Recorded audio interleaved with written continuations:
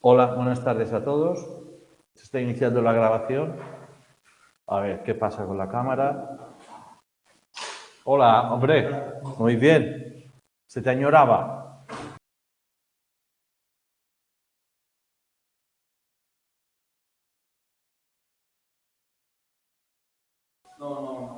¿Qué tal? No, hemos empezado ahora. Hablábamos de la preparación para entrar en el cuerpo.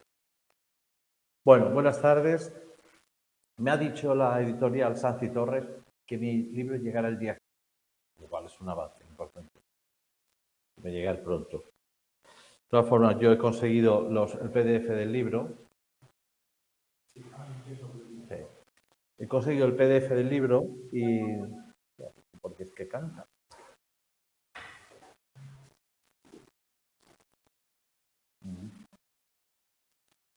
Porque yo creo que de cada tema lo más importante es que veamos el resumen para que yo pueda explicarlo un poco, que veáis un poco dónde viene cada cosa y qué importancia tiene, y sobre todo las preguntas del tema, para que razonemos sobre las preguntas. Porque una cosa es saber la respuesta de forma mecánica, si yo lo aprendo de memoria sea fácil contestarlo.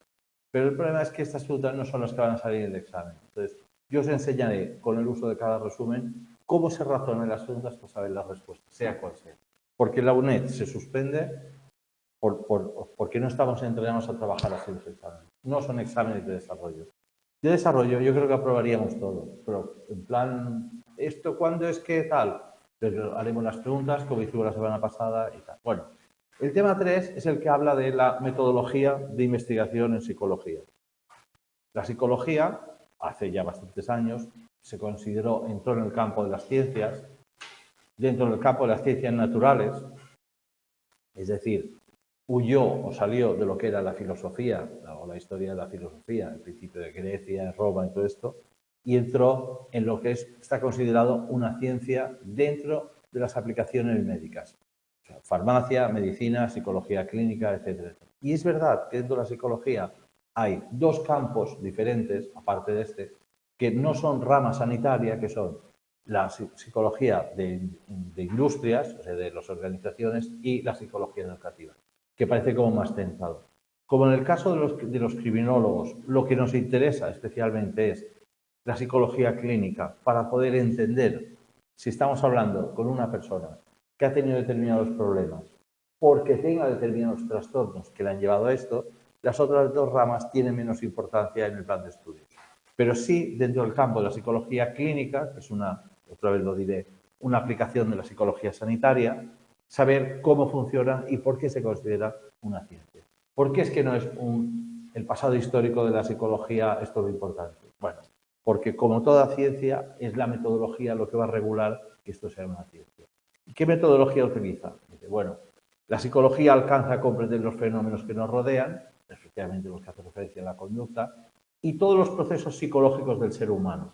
Es decir, lo que intenta averiguar la psicología es qué sucede dentro de nuestra cabeza para que seamos de una determinada forma. Claro, esto planteado desde el punto de la filosofía podría ser religión, podría ser humanismo, podría ser una serie de cosas, pero para poder decir que esto es una ciencia, lo que va a definir la psicología es el método de estudio, porque nos va a permitir acercarnos a las preguntas que planteamos de una forma más eficaz, poniendo un orden y sistematizando todo el conocimiento.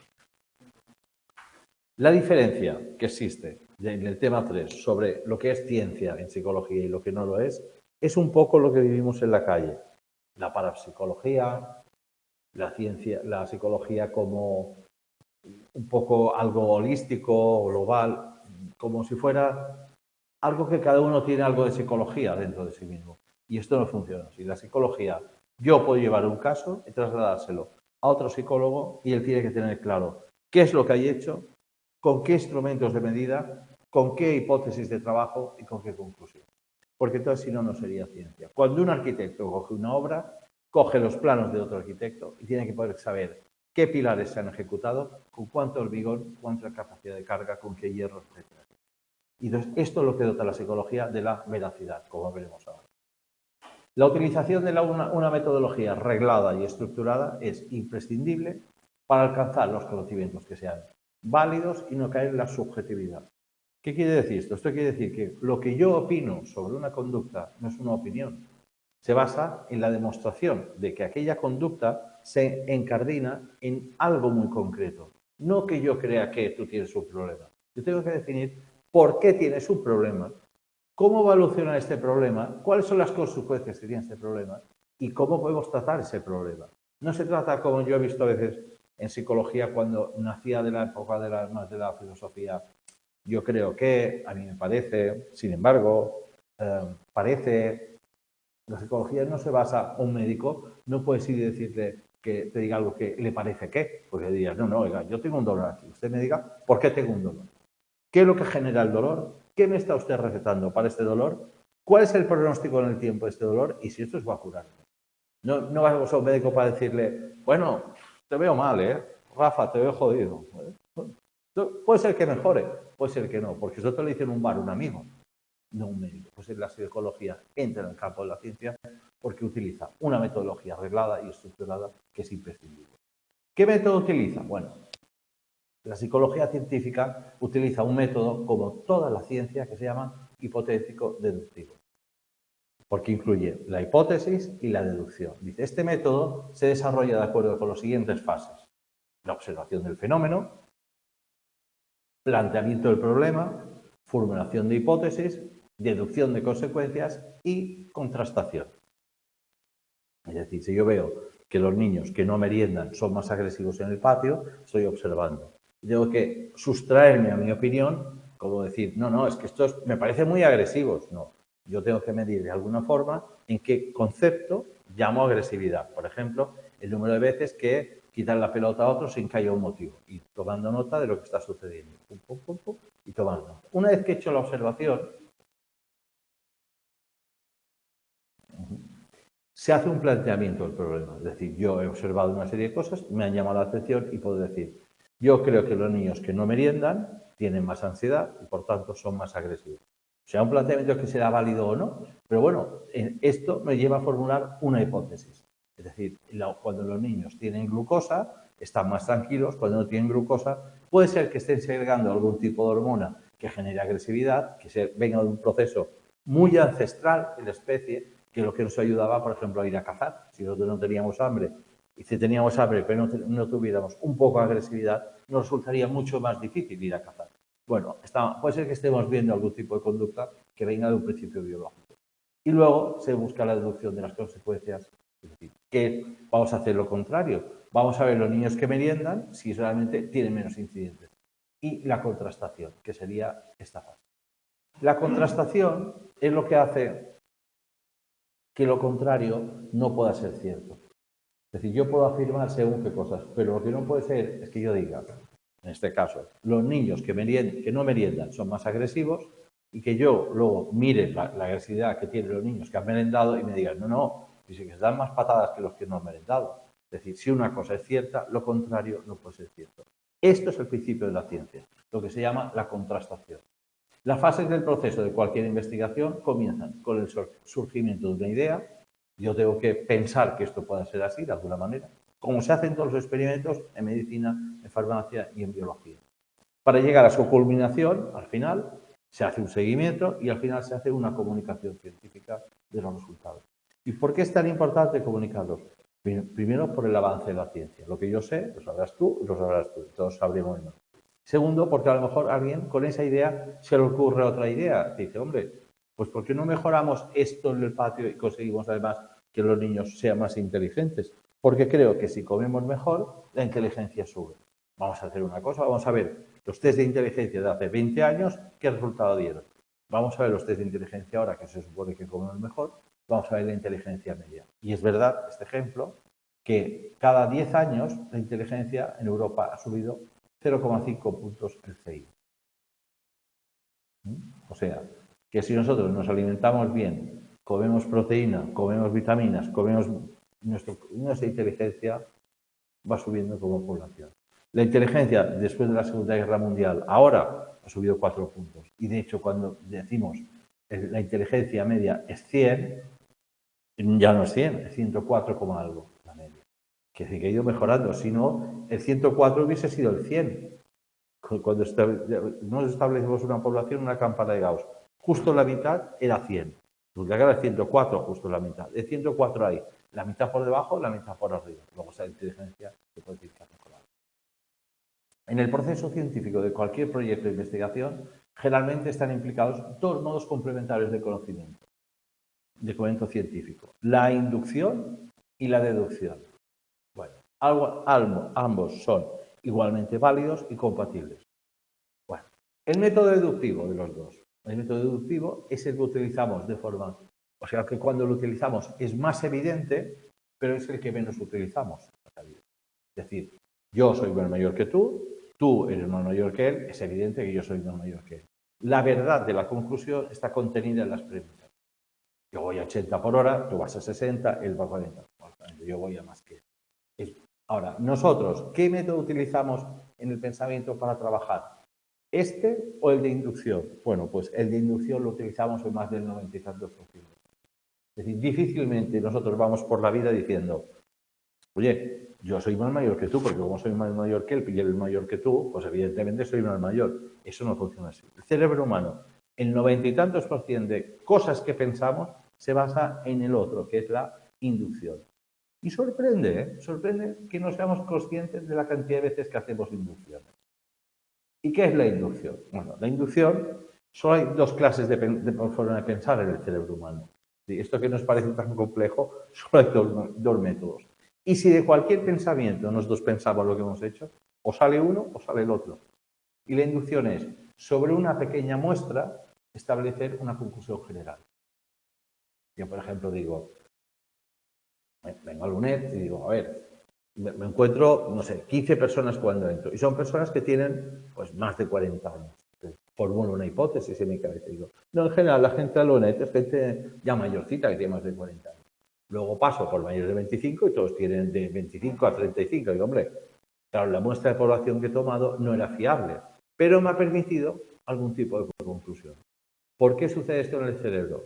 Bueno, el cerebro funciona así porque si cada vez tuviéramos que calibrar todo, midiéndolo todo, nosotros estaríamos todo el día bloqueados. Tú me preguntas, ¿estamos muy cerca de la Plaza de España? Te digo, bueno, pues más o menos a 15 minutos. No he ido a medir la distancia en tiempo. Yo hago una inducción. Claro, yo comparo más o menos, lo que sé yo está... Claro, y generalizas. Entonces, el ejemplo más claro es, imagínate que yo desembarco en África, en Senegal. Y a la selva y, oh, tío, veo un león blanco. Hostia, curioso. Yo no sé lo que es un león. Y veo uno que es blanco. Y, hombre, parece que son blancos los leones. Sigo caminando y veo otro león blanco. Uy, 5 leones y los 5 son blancos. ¿Qué diré yo? Pues los leones son una especie que es blanca. No veré que es la camada de albinos que me ha tocado más rara del mundo. Sin embargo, los otros 130.000 no son blancos. Es decir, pero algo me permite trabajar rápidamente mi inteligencia. Es decir, la inducción lo que es un sistema de ahorro cognitivo. Porque con muy poco puedo extrapolar mucho. El problema es que de la otra forma yo no me equivocaré cuando diga que soy más mayor que tú y que él y yo que él. Y en este sistema hay un margen de error. ¿En qué se basa el margen de error? Hombre, en la muestra de población que yo analice. Así como vaya viendo leones, diré, oye, pues me han salido ya 2 marrones de 5. Y al final diré, joder, 18 que son marrones y 5 que son blancos. Y cuando mira 500 diré, lo raro es encontrar un león blanco. Pero el cerebro humano, por suerte, ha utilizado un sistema de trabajo que es la inducción. Si yo veo 3 personas que son rubias en un país, creo que son rubios todos los del país.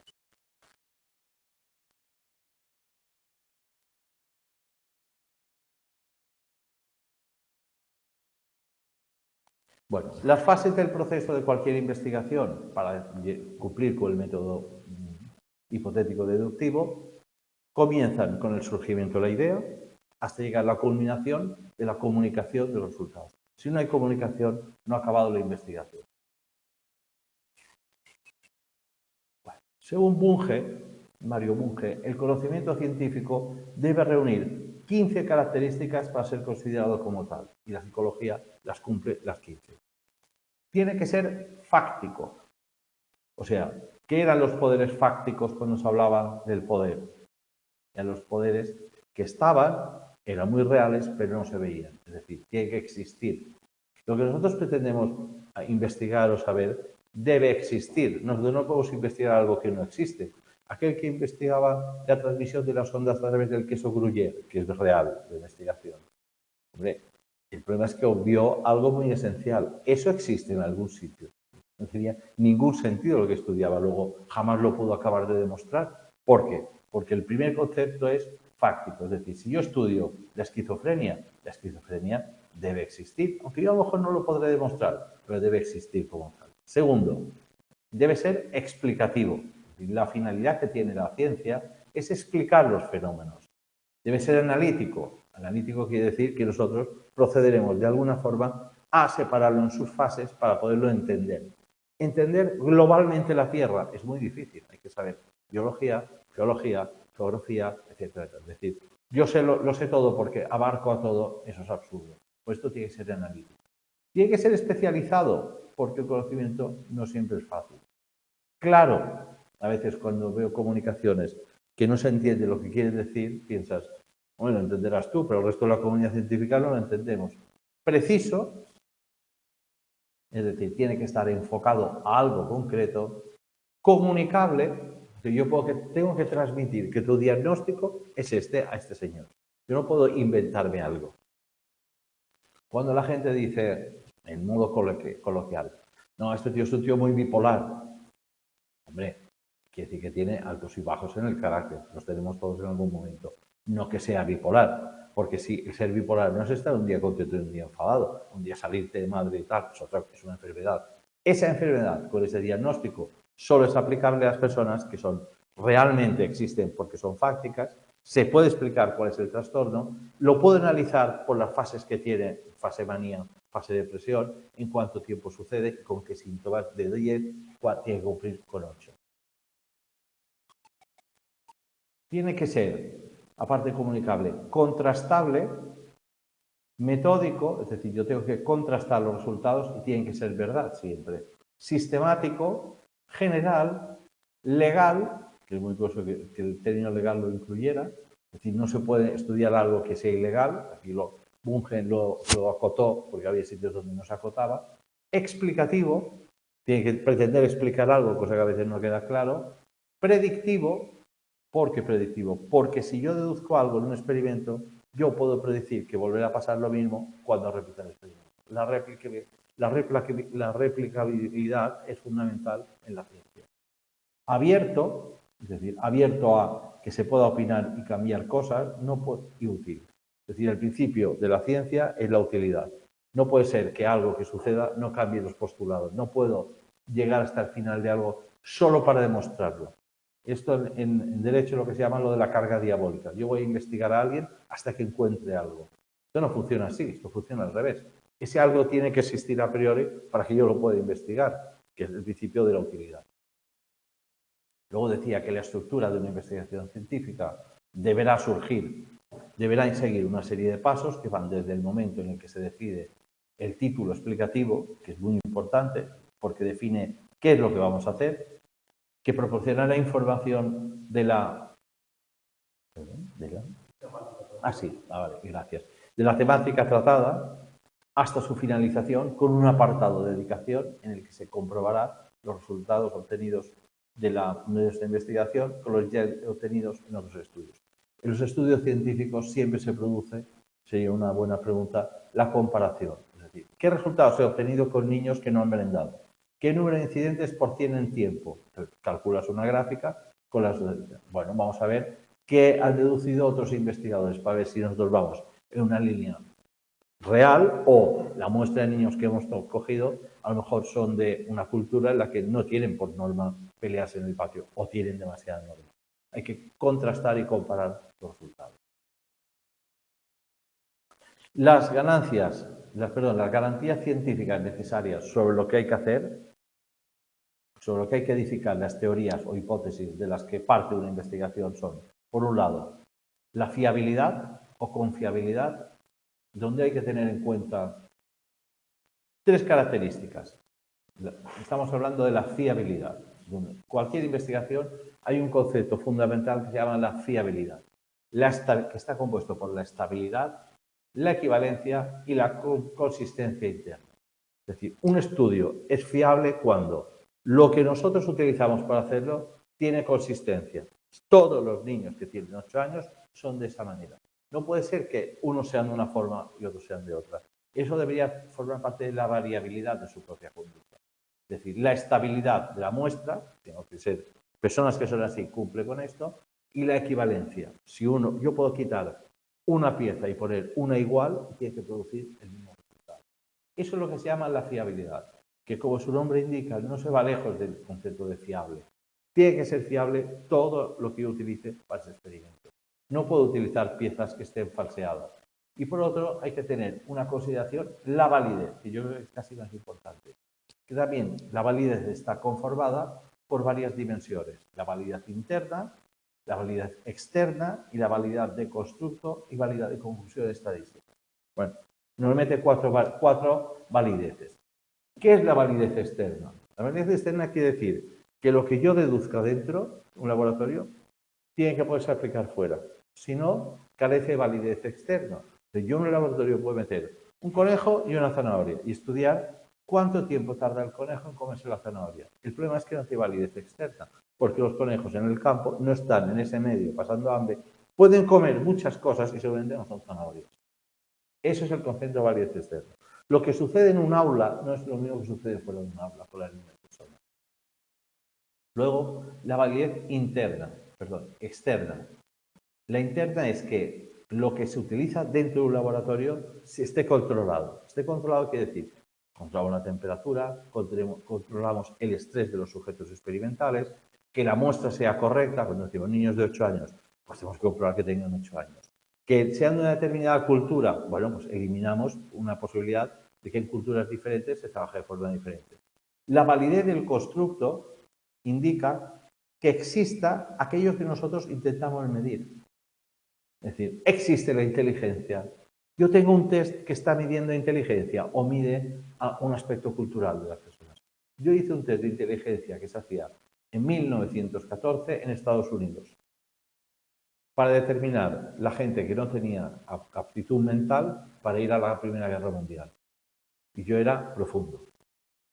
Profundo, pero o sea, no hubiera ido ni de coña si hubiera contestado aquel test. ¿Por qué? Porque preguntaban, ¿quién ha sido el bateador más bueno de la liga? Ni idea. Entonces, claro, no era un test que tuviera validez de constructo. Lo que estaba midiendo era un test de cultura. Ellos suponían que aquel que no supiera esto tenía algún tipo de dificultad. Pues es como decir, ¿cuáles son los 2 equipos más famosos de España? Pero eso no mide la inteligencia, eso mide la inteligencia aplicada a la cultura, porque a lo mejor aquí habrá personas que no tengan un problema mental y no sabrán cuáles son los ejemplos. La validez externa es que se puede aplicar fuera, la interna que se puede aplicar dentro, la validez del constructo es que exista lo que queremos medir, la inteligencia como tal, y la validez de la conclusión estadística. ¿Por qué? Porque en esta carrera, como en todas las de ciencias, siempre hay una asignatura que es estadística, estadística aplicada. ¿Por qué se da tanta importancia a la estadística? Porque la estadística es una herramienta de gestión de datos muy importante. Si yo cojo 2 muestras, imaginaos que yo mido la altura de 20 niños de una clase y 20 niños de otra, y obtengo una media, pues mira, miden 1,35 de media, solo que cojo niños y niñas, da igual, porque obtendré la muestra de una edad. Y la media del otro, 1,37. Para afirmar si la diferencia de altura media de un grupo con otro tiene una diferencia significativa, la gente que no estudia estadística dice, hombre, no mucho, porque 135 a 137 total son 2 centímetros. Pero esto puedes pensar tú así y yo pensar lo contrario, decir, no, si 2 centímetros, que esta edad tú se nota mucho 2 centímetros.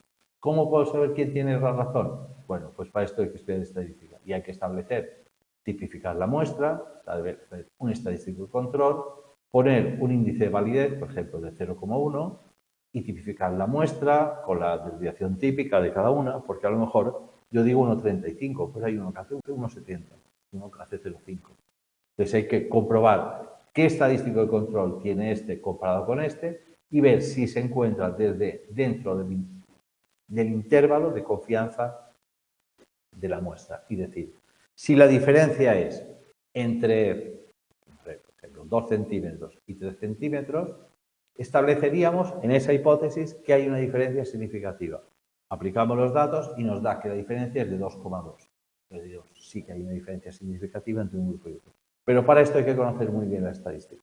La estadística no es saber los números, sino cómo trabajar los números. Yo en bachillerato estudiaste estadística aplicada a la ciencia social. Lo que se hacía eran estadísticos de control sobre muestras. ¿Lo visteis bien esto más o menos? Bueno, como son los últimos temas, un poco ya... Selectividad y sí, huyendo. Pues yo, la asignatura de estadística, le recomiendo siempre que la estudiéis muy bien, porque cuando dan datos estadísticos de por cualquier sitio, dices, yo sé, el otro día por la televisión salía, crecimiento de la inflación y había 3 histogramas. Y viendo los histogramas, era imposible los datos que ponía. O sea, la diferencia de trozo que había de uno a otro, decía, pero, o sea, si estos son 30 y estos son 37, esto no pueden ser 62, la diferencia era poquísima. Bueno, para esto hay que estudiar un poco de estadística, porque la estadística nos ayuda a entender muchos de los datos, como el IPC, como el índice de paro, como la deflación, etc. Es estudiar en el fondo este tipo de cosas. El método experimental busca la relación causa-efecto entre dos variables. Nosotros utilizaremos hacemos una selección de sujetos, unos grupos, se realiza de modo aleatorio, es decir, vamos a distribuir aleatoriamente a los niños de una clase en dos grupos. En los grupos se realiza de modo aleatorio, se coloca de modo aleatorio. El hecho de ser ejecutado en un escenario de laboratorio ayuda a que las condiciones sean de extremo control, es decir, tendría mucha validez interna, convirtiéndose esta objetividad en una de sus mayores ventajas. Es verdad, nosotros trabajamos con colegios de un laboratorio, tenemos mucha validez externa, pero muy poca externa. La metodología cuasi experimental, en este caso la selección de los sujetos y los grupos, no es aleatoria, dado que los grupos están hechos ya antes de comenzar el experimento. Yo quiero saber si los niños morenos son más tranquilos que los niños rubios. Ya no hago una mezcla de selección, yo hago un método cuasi experimental. Pongo los morenos en un sitio y los rubios en otro. Entonces hago un test de estadística de búsqueda de un objetivo en un texto para ver si son más movidos o no son movidos. Esto ya se llama cuasi experimental.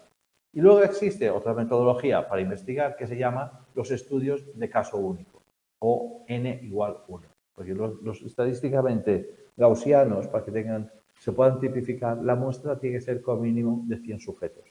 Si la muestra no es de 100, no cumple con los parámetros de fiabilidad suficientes. Nosotros, para saber cuál es la media del tamaño de los garbanzos, tenemos que medir 100. ¿Cuánto miden los niños que tienen 10 años? Hay que medir 100. Y en cambio, los estudios de caso único o n igual 1 tienen una tradición histórica muy curiosa, tanto en investigación básica como en investigación aplicada, en su mayor parte procedentes del ámbito educativo y clínico.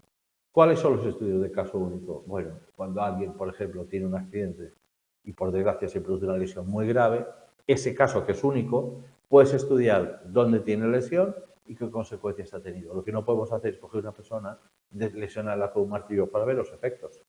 Pues estos son casos únicos y tienen la casualidad de poderlos estudiar. Por lo general, con este tipo de estudios se pretende evaluar el efecto de un tratamiento sobre una conducta o una variable determinada. Y luego, es verdad que la investigación ex post facto es un tipo de investigación no experimental en la que no hay manipulación de variables y la asignación de la muestra y de los grupos no se hace de forma aleatoria. Su misión principal es observar el fenómeno tal y como sucede en un contexto natural y analizarlo. Es decir, nosotros cogemos 100 niños y vemos cómo funcionan. Nosotros no hacemos el experimento, nosotros dejamos que la experimentación se proceda de su forma, pues es ex post facto, es decir, nosotros analizaremos lo que sucede después de que haya sucedido. De otra forma, nosotros manipulamos a los niños para que no hayan merendado y vemos cómo actúan. De esta forma se hace lo contrario. Su misión principal es observar el fenómeno tal y como sucede en su contexto natural y analizarlo. El término ex post facto alude a que el análisis de los posibles desencadenantes del hecho a estudiar se lleva a cabo después de que está haya ocurrido. La encuesta es otro método de investigación. Preguntar a las personas, no sé, cuánto miedo has sentido al pasar por una atracción de la feria. Preguntar sobre una escala que tiene que estar construida, porque hay una escala Likert, La que digas mucho, muchísimo, todo, muchísimo, mucho, bastante, poco, poquísimo, nada. Entonces tú puedes tipificar la respuesta de cada uno en una escala concreta.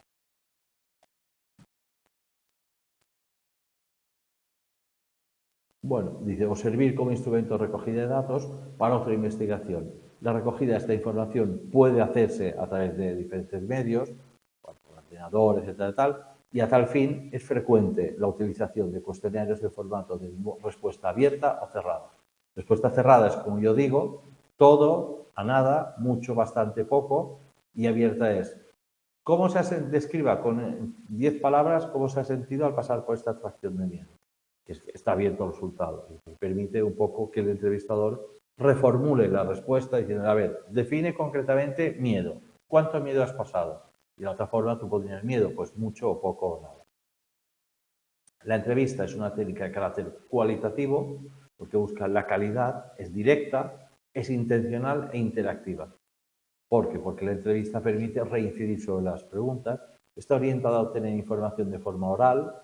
Este modo de recoger la información le convierte o la convierte en una técnica más exhaustiva que la encuesta, es decir, de la entrevista a la encuesta hay que el entrevistador puede incidir. Luego de decir, relléname esto, te ponen las cruces, te dicen, no, a ver, ¿por qué has puesto esto? ¿Qué opinas sobre esto? Etcétera, etcétera. Aunque su mayor ventaja, o sea, la mayor ventaja de la entrevista, es que permite captar expresiones y emociones del entrevistado, circunstancia inviable en otras técnicas, es decir, la más real de todas. Bueno, y ahora que hemos pasado por encima de esto, la fase divertida de la tutoría, las preguntas. Bueno, como tenéis las respuestas, tampoco podemos hacer muchas trampas. Según Bunge, Mario Bunge, vamos a intentar cómo se contestan las preguntas. ¿Qué criterios debe reunir el conocimiento científico? Bueno, aquí como pone 3 cosas, tenemos que ver cuál de ellas no es uno de los que ha dicho Bunge. Dice fáctico, lo decía lo primero, contrastable, también lo hemos comentado, y predictivo, también lo hemos comentado. Es decir, esta cumple las 3. Luego, metódico, lo decía, analítico, también lo decía, ¿y cuál es la que no decía? Cerrado. Pues fijaros que de 1, 2, 3, 4, 5, sobre 6 palabras basta con localizar una para saber cuál es la respuesta. A veces es más fácil saber cuál no es que saber todas las que son. Vamos a buscar contestar de esta manera, nos equivocamos mucho menos. ¿Qué índices nos permiten probar la fiabilidad de un constructo según la APA? La estabilidad, la equivalencia y la consistencia interna. La inductividad y la precisión. Bueno, es muy directa porque los índices que permiten la fiabilidad, hemos dicho que era la estabilidad de la muestra, la equivalencia, podemos coger un niño y poner otro su misma edad y debería funcionar igual, y la consistencia interna. Es decir, es consistente que esto representa a la inteligencia. Debe existir como algo consistente. Y la otra, cuando dice la inductividad y la precisión, es decir, la precisión la podíamos dar por buena, pero la inductividad no, porque es una forma de pensamiento inductivo. Dios lo dice. La deducción es un tipo de razonamiento que la A o la B.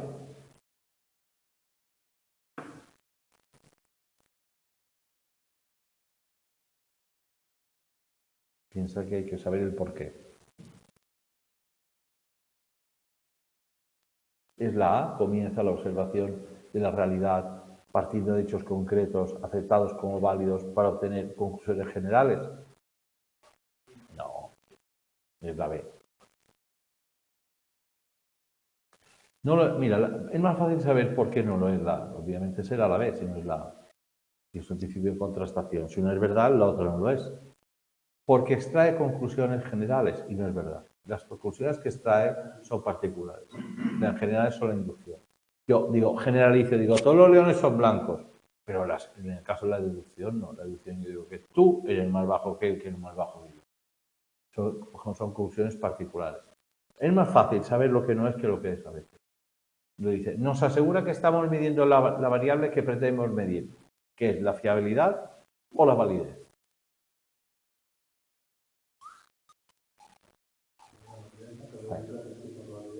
Muy bien. Sí, porque los tipos de validez dijimos, hemos dicho que era la interna, la externa, la de constructo y la de replicabilidad.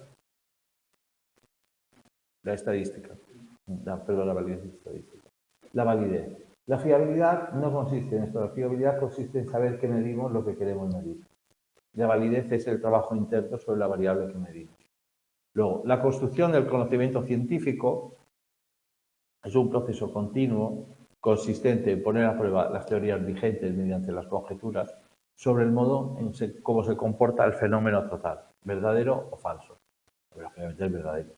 Es decir, la construcción del conocimiento científico, hemos dicho que lo que pretende es comprobar que lo que decimos es cierto y que sirve para algo, que eso se puede replicar y sobre todo que contrastándolo, lo contrario no es cierto.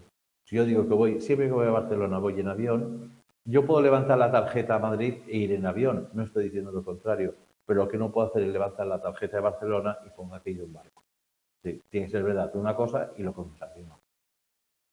Bueno, la contrastación de hipótesis correspondería a una fase intermedia del método hipotético deductivo y sería el momento deductivo, la contrastación. El último paso del método hipotético deductivo y sería un momento inductivo. Bueno, esto es muy fácil saber cuál no es. Tengo que no sepas de memoria todas las fases. Y es que lo que no es la B, evidentemente. El último paso del método hipotético deductivo sería la publicación, si no mal recuerdo. ¿La? Dependía de quién lo decía. Lo último que haces es contrastar con lo anterior. Pero esto era en Pero son dos cosas diferentes. Aquí dice... Perdón. Porque te dice observación, planteamiento de problema, formulación, hipótesis, deducción de consecuencias y contrastación. Bien, y dice la contrastación de hipótesis correspondería. Ya no es una fase intermedia. No es intermedia, exacto, es la última, es el último paso, es verdad. Es la última fase y es la contrastación. Lo que diga es el momento inductivo. Lo que te lleva a... Exacto.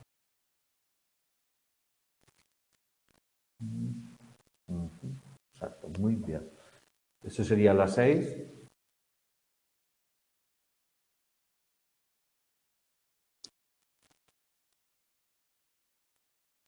La 7. La medida de la conducta o del fenómeno objeto de estudio en ausencia de tratamiento se denomina...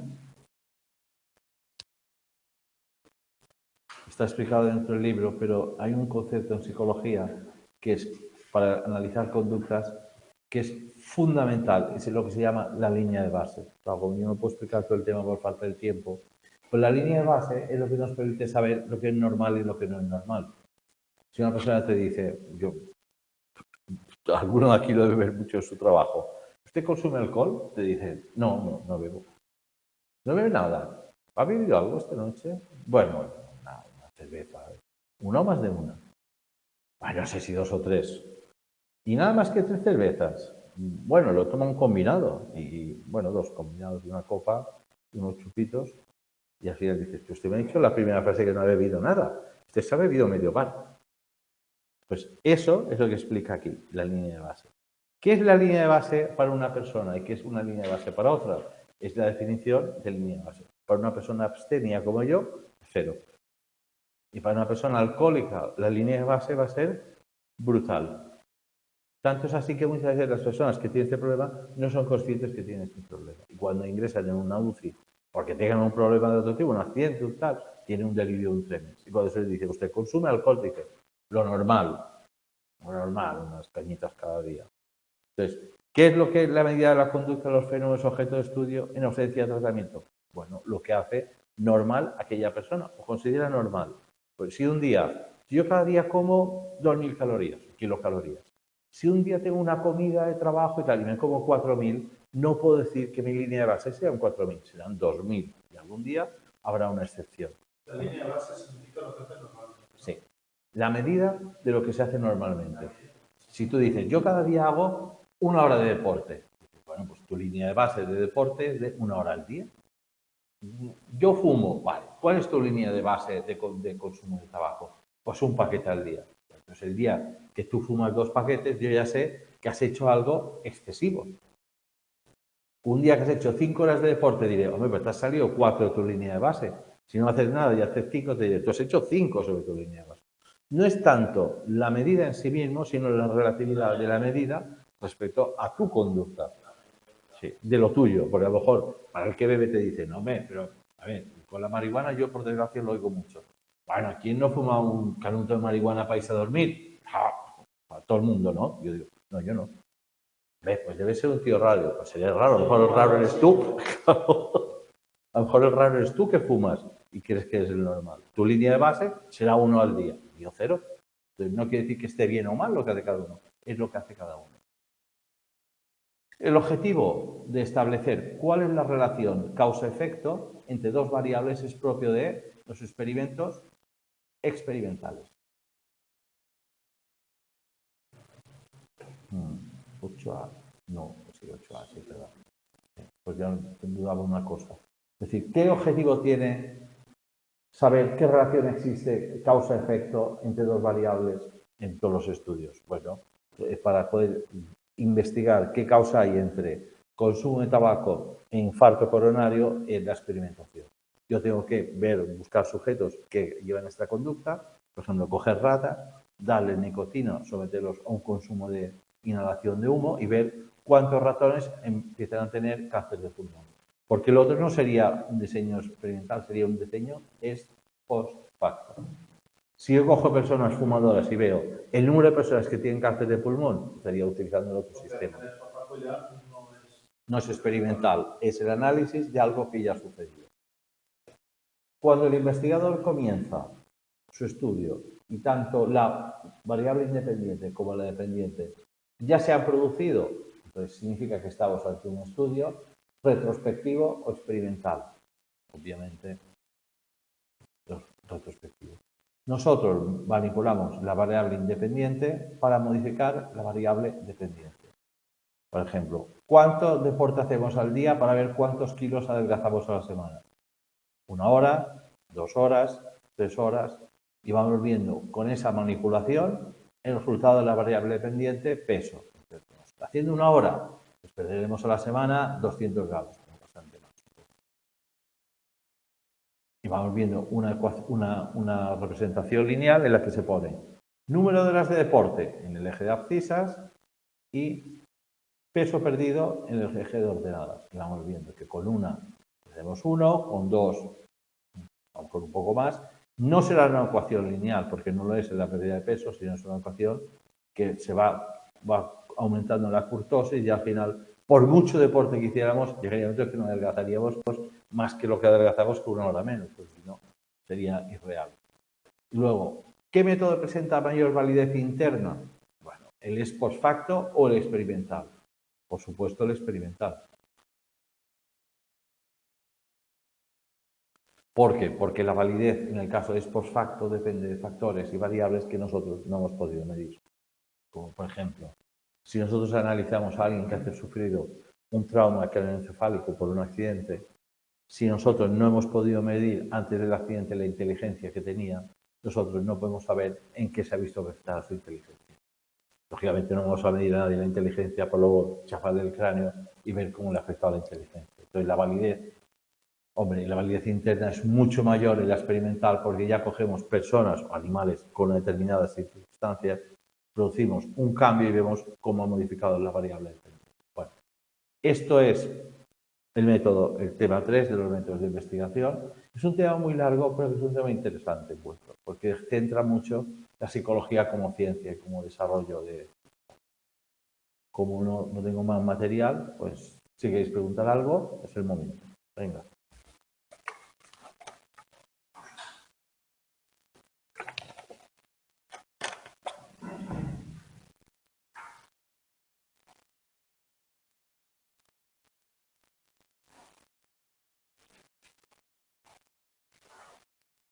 ¿Quieres preguntar algo? En cuanto a lo que hemos estado viendo del resumen, podríamos guiarnos con este resumen sobre este tema. tema, porque sí que es muy Muy extenso. largo.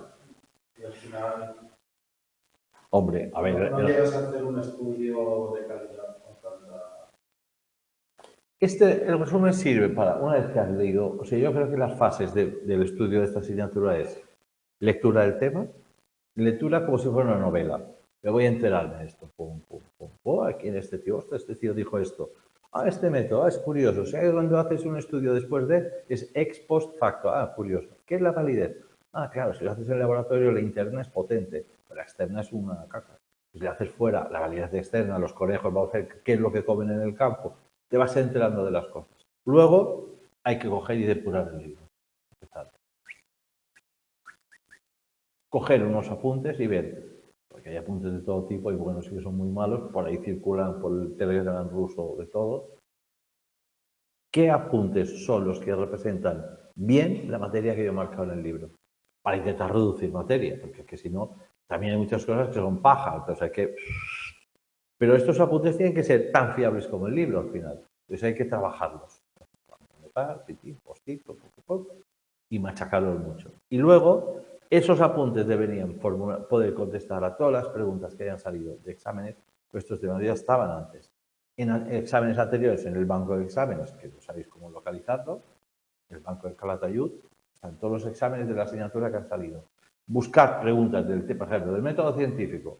Vais allí, a ver, ¿la puedo contestar con lo que sé? No, chaparon. Hasta que yo no tenga contestar las preguntas de un tema, no paso la siguiente.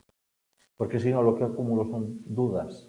Entonces, más vale en la UNED saber de 10 temas, 6 muy bien, que 10 así, así. Porque 10 así, así es un sospechoso y así. De otra forma, hombre, puede ser que apruebe. Yo, método de estudio creo que es este. Entonces, este tema, bueno, este no, todos son muy largos. Muy largos. Entonces, hay que mirar de acotar la información, porque el resumen también es muy corto. Entonces, aquí hay preguntas, muchas preguntas de aquí no salen en el resumen. Entonces, hay que saberlo todo. Que la UNED tendrá todo, es el problema. La UNED no regala nada, ¿eh? Ahora, esta asignatura es llevadera, porque los exámenes no están hechos a pillar, que ya es algo, es de agradecer. Son equilibrados respecto a la materia, la extensión y las preguntas. Si tú estudias esta asignatura, la prueba es muy segura.